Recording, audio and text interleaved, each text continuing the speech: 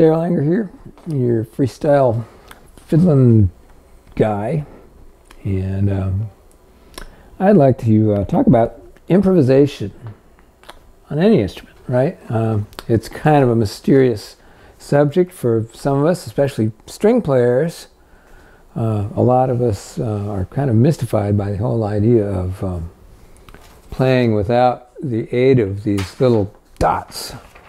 And so I just wanted to talk about some of my thoughts I've had about improvising, having done it for many years.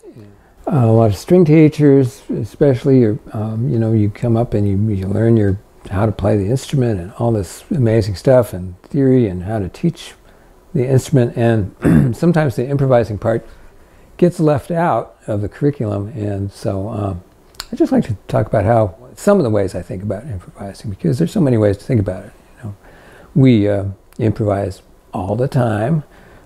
We don't write ourselves a script when we get on the phone and call our friend, say, hey, how's it going? You know, we might use chunks. We might say, hey man, what are you doing? What are you wearing? That's 5 words, but it's like 1 word. So there's that. We might say them with a different intonation. We might say them differently. We might say them differently. And that's improvising, even though we're using the same words. So there's lots of different levels of improvisation. I'd like to talk about 8 possible paths of improvisation, and they're not graded according to some kind of Parnassum, some kind of, you know, this is the highest level improvisation. Up here, you can't even see it because my hand's so far up that it's unimaginably complex. And here's the lowest level of improvisation down here. We don't even want to talk about that. No, there's just different ideas, different approaches to improvising music. First thing we want to do when we're thinking about improvising is we want to take an example tune. And one of the greatest tunes that I know, and one of the most well-known tunes I know, I will play for you now in its raw form. And we're going to only take the first 2 phrases.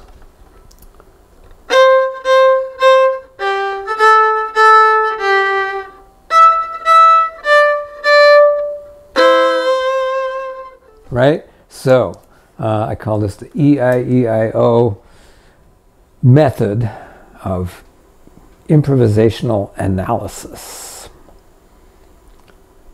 And that's a handful. So when we say, okay, well, I want to improvise on that tune, there's a couple of things that we might want to do in preparation for doing that. First of all, what is the melodic skeleton? How can we boil this tune down to its essentials? Now, this particular tune is pretty boiled down already. There's not a lot going on, but you could actually boil it down further. You could boil it down to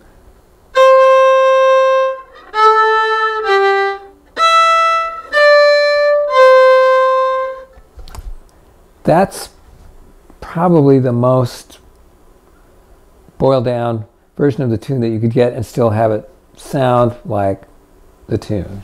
You could go even farther.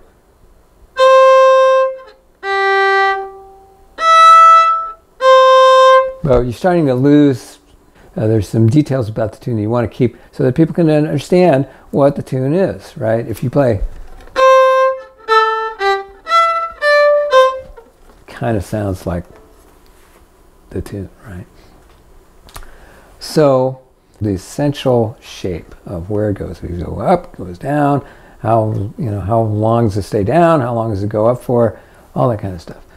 We might also want to do another kind of analysis where we analyze what the harmonic structure is, meaning like what are the chords? What would the chords be? And it could be simple. Da, da, da, da, da. Da, da, da, da, da. Right? You could just go C, F, G, C, G, C. Right? Or you could play that. Or you could make it more complicated. you could play da, da, da, da, da, da, da, da, da, da, da, da, da.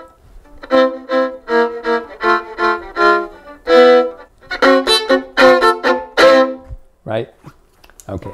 So put more chords in, we can take chords out, we can change a lot of things about the tune, but there are things that do work and things that don't work.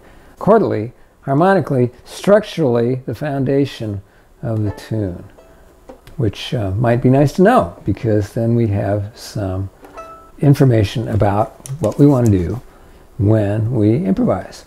Okay, so variations, right? We're just changing stuff about the, maybe we're going to just change a little bit the tune. We're just going to ornament the tune. Ornamentation is improvising if we're making it up on the spot, right? So we can...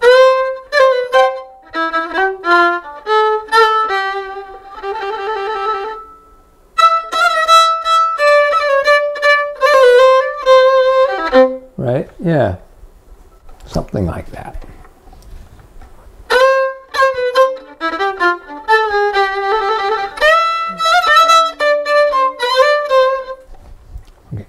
Well, we could do another ornamenting another way. We could sort of fiddleize the tune. We could turn it into all eighth notes, driving rhythm forward.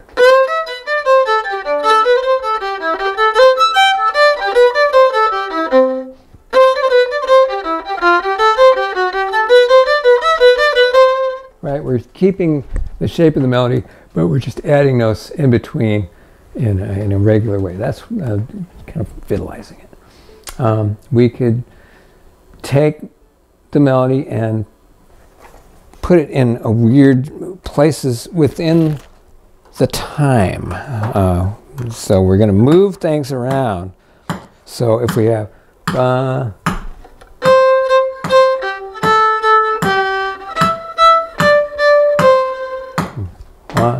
2, we're doing it again.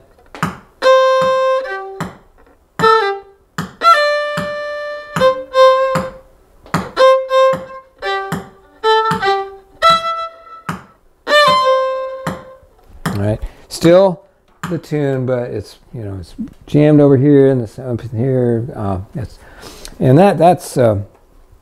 it's kind of odd, but it's got a great name. I would call this Temporal Displacement of Melodic Fragments. And if you somebody comes into the room and asks, "Wow, what are you watching there? What's going on?" "Oh, I'm studying about music. I'm studying temporal displacement of melodic fragments." And they'll walk right out of that room. They'll go, "Oh, sorry, better go." What else can we do? We can do good old thematic development, where we actually take a little bit of the tune and go crazy with it. How about, right, we just take that much. Beethoven was very fond of this technique.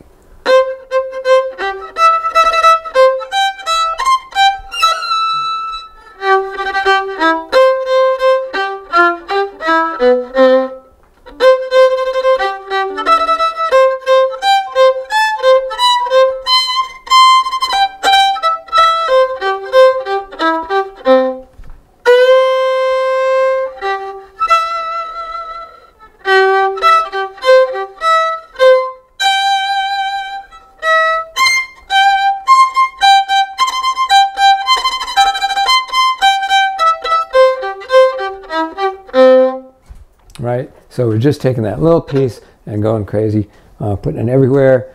If we went on and on with it and changed keys, right, we could go.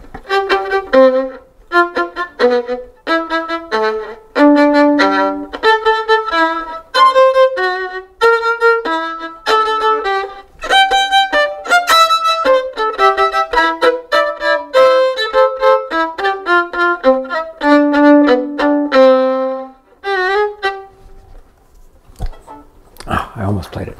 Okay, so yeah, thematic development. Taking a little bit of the tune and moving it around, right? You can change, yeah, do all kinds of things. Like,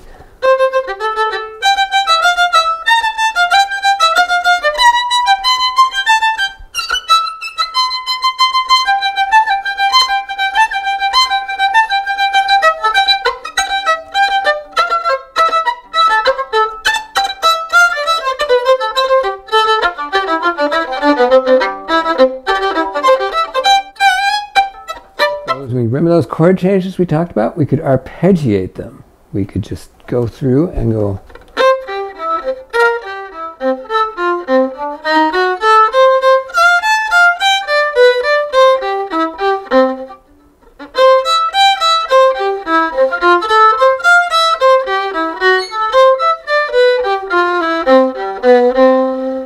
Just arpeggiate like a maniac.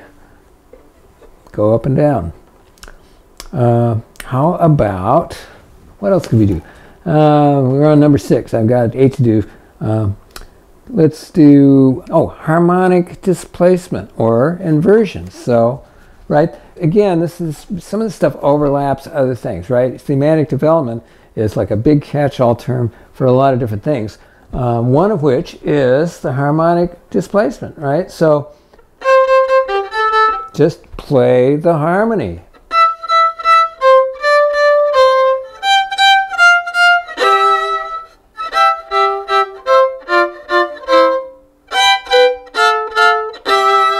Right? It sounded just like the melody, but I was just playing harmony notes.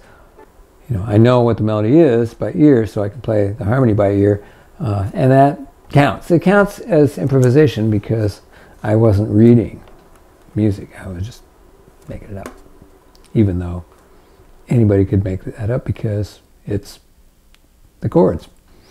Okay, yeah, it gets fuzzy. Let's see.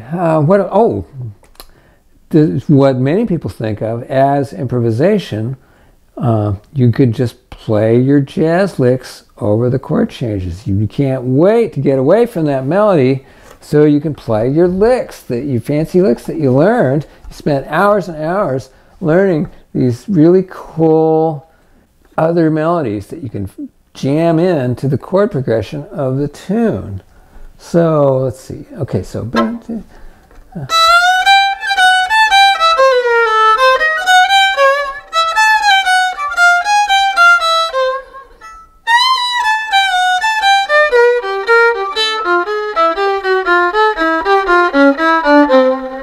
right? So hot licks from whatever era, you know, whether you're a bebopper or a swing player or a Django style dude or you know, some kind of modern jazz person or a postmodern or a post-postmodern or a throwback or, you know, a Dixieland. You've got your set of licks that you like that constitute your window on the music world, and that you like to put up, you know, when you look at that music world, you put up a window that reflects that world through your personal melodies that you like the most, and you're going to stick them in there over the chord progression to whatever tune that is coming up. Okay, we've done 7, right? How about one more? Okay, yeah, entirely free. And this is also a very scary method of improvisation, which could go a little bit like this.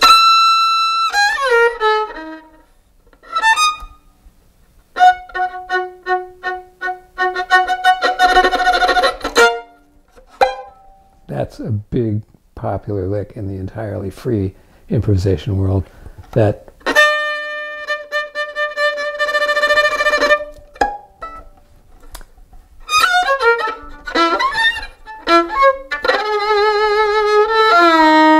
I could go on, but this is the style of improvisation that's a lot more fun to play than it is to listen to. So those are 8 approaches to, you know, improvisation that's sort of teased out of, you know, a complete improvisational experience. It's cool to combine any 2, 3, 8 or more of these methods and make something beautiful off the top of your head, depending on how much you know your instrument and how well you can get through things. But you know, it's always nice to know what you're playing over, what you're improvising on. And again,